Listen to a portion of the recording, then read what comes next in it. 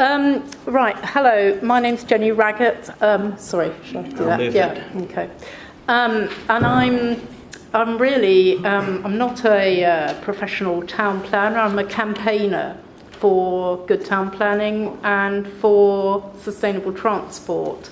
I've always been interested in town planning, even though I started off life as a biochemist and became a technical writer. And I suppose I've attended a lot of local plan inquiries and planning inquiries, and I'm aware that things are maybe not going in a direction that we would like, certainly for urban extensions. So this is what I'm going to talk about. I'm part of a project called Transport for New Homes, which is funded by the Foundation for Integrated Transport, which is a charity. And Transport for New Homes is about site visits. We ask the question, I suppose. We've heard a lot of good words. Some of the words are on this slide. Vibrant, sustainable, high quality, all sorts of fine words.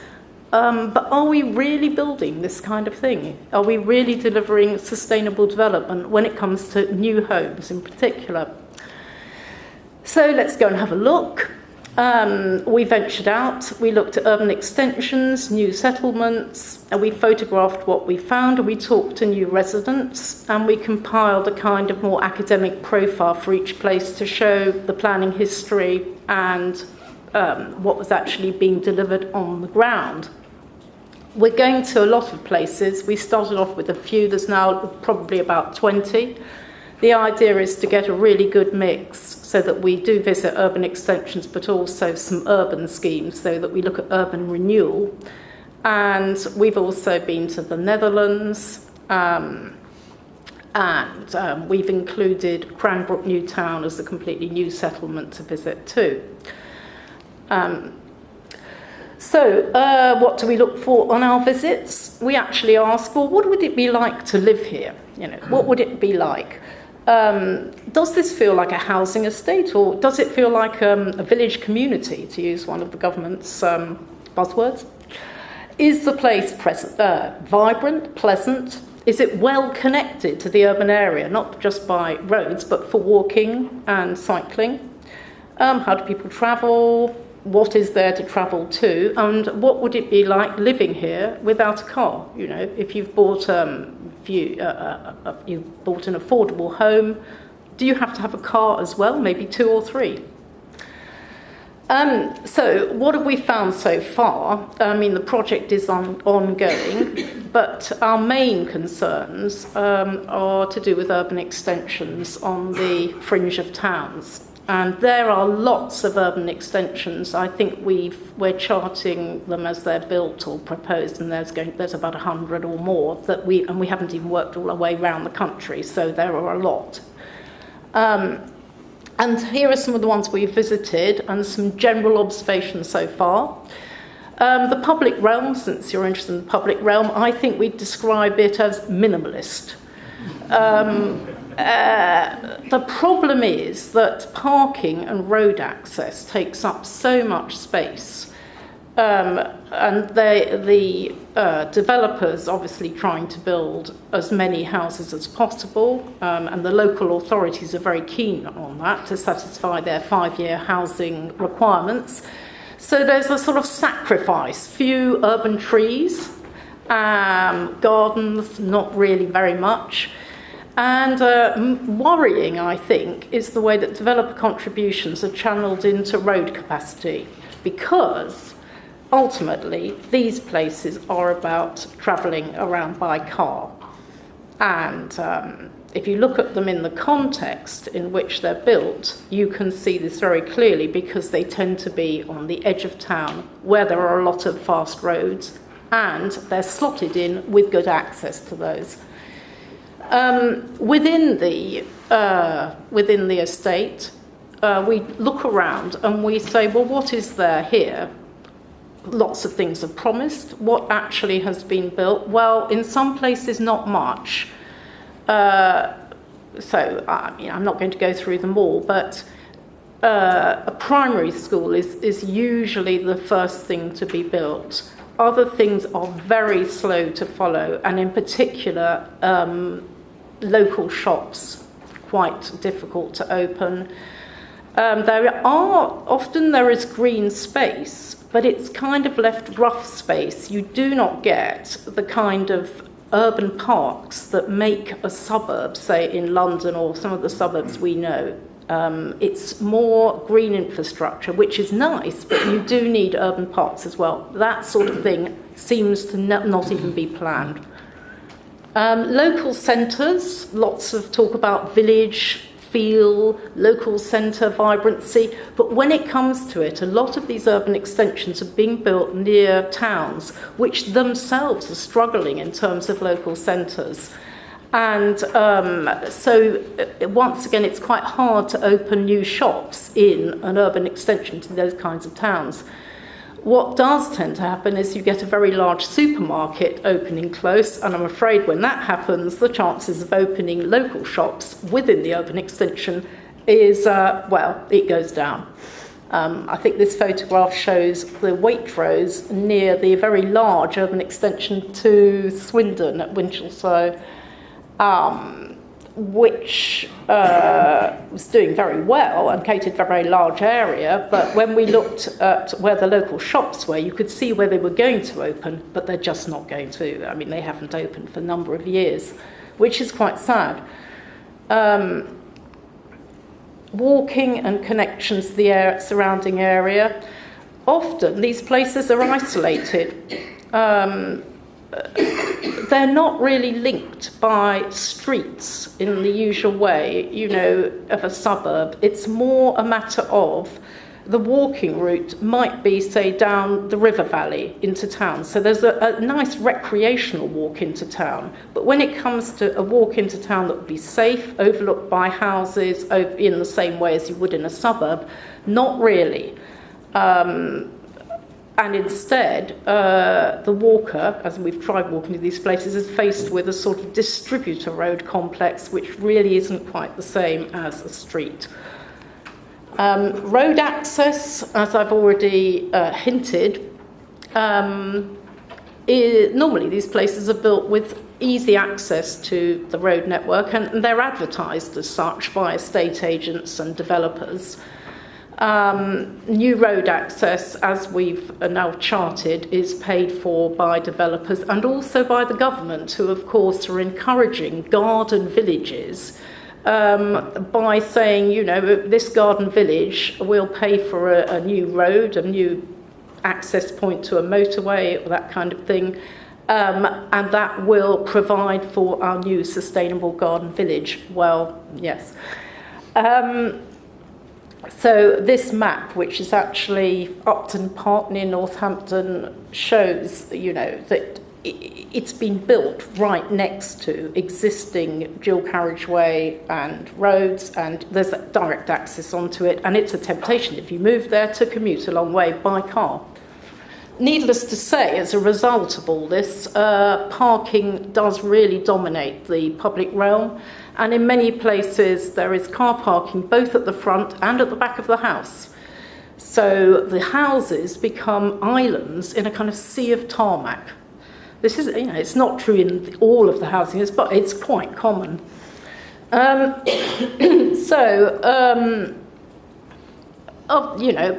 We put forward these new housing developments in terms of sustainability, walkability, community. There are all many, many fine words. But if you are going to build in this way, which is ultimately car-based, road-based, then I'm afraid many of those ideas will come to nothing.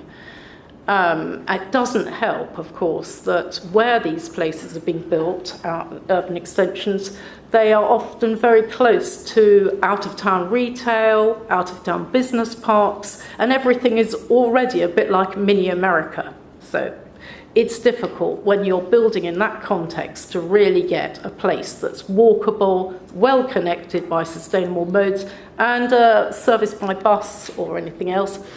And I mean, this is just an idea to try and show the implications of this. You end up with the perspective on your new home of not local geography, but really how long will it take me to go by car to X or Y. And in some places, we've even seen, I mean, I've put home for elderly in here as part of this network. We are seeing homes for the elderly built right next to the distributor road or the dual carriageway, you know, as though they too were just another destination on the road network. People do say, well, what about opening, you know, news stations, development about news stations? Well, you speak to local authority officers and you soon discover the truth about this. It's really, really difficult to open up news stations. They managed it in Cranbrook. It took them about 2 decades to do it, that Cranbrook new town. It's Network Rail, and in fact government money is about long distance rail travel, but it isn't about local rail, and that's a real problem. And Network Rail do not, as some people might imagine, go, we've got, you know, 200,000 or 300,000 new people moving to this area. I wonder if they need better railway. That doesn't happen. It's not done like that, unfortunately. What about orientation around buses, rapid transit and trams? Well, unfortunately, it's very difficult if you aren't going to subsidise buses to run a commercial bus network out to a new kind of blob of housing on the edge of a medium-sized market town. In fact, the buses are already being cut.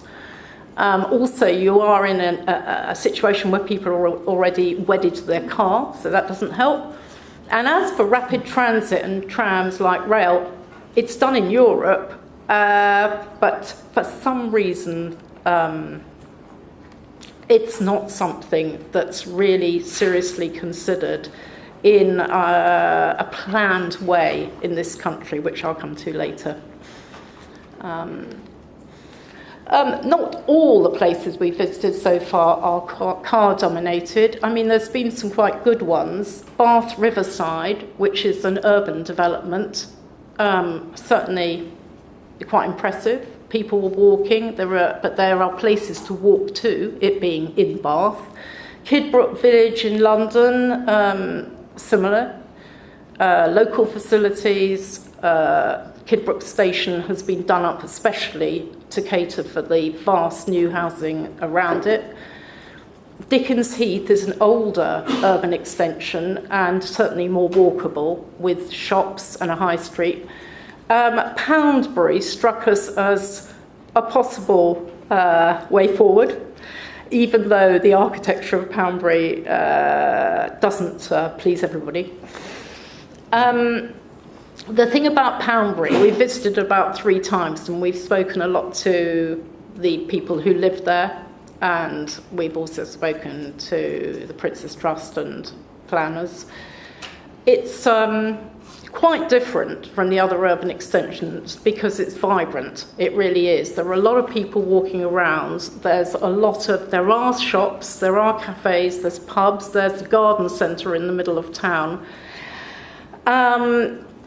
There are independent businesses. It's not a clone town, which is nice to see. And people are going in both directions between Dorchester, which is a couple of miles away, and the urban extension, because there are about 2,000 people working in Poundbury on account of integrated land use. And that seems to us to be the key. Poundbury hasn't got business parks separate. It hasn't got a retail park outside the area. It's not just another housing estate. Everything is mishmashed together. It's also well connected to Dorchester along a proper suburban street, and you can walk there. Also, it has flexible premises for local businesses and changing community functions. It's not a plug-and-play clone town urban extension, which is what we see elsewhere, where you feel the local community have been taken in, but they don't really own the space. They feel more like they're living in some kind of corporate atmosphere. So very different, Poundbury. I mean, this project is ongoing. We're still not sure about what our conclusions are, but ultimately it's plain that sustainable transport and planning need to come much closer together at every level.